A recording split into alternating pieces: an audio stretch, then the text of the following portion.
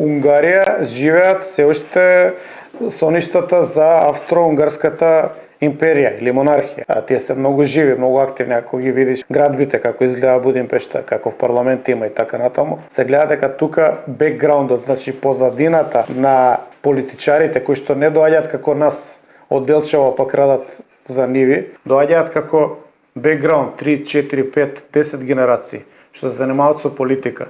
Не влегуваат во политика за да крадат, за да организираат тендери, за да се возат у скупи коли. Они тоа све го имаат и без политика. Влегуваат во политика ради престиж. И кога станува збор за престиж, они се сеќаваат на Австро-Унгарската империја. Кога ги има Австрија, Унгарија, Романија, Војводина, Хрватска, Словенија, делови на Чешка, Словачка и делови на Украина.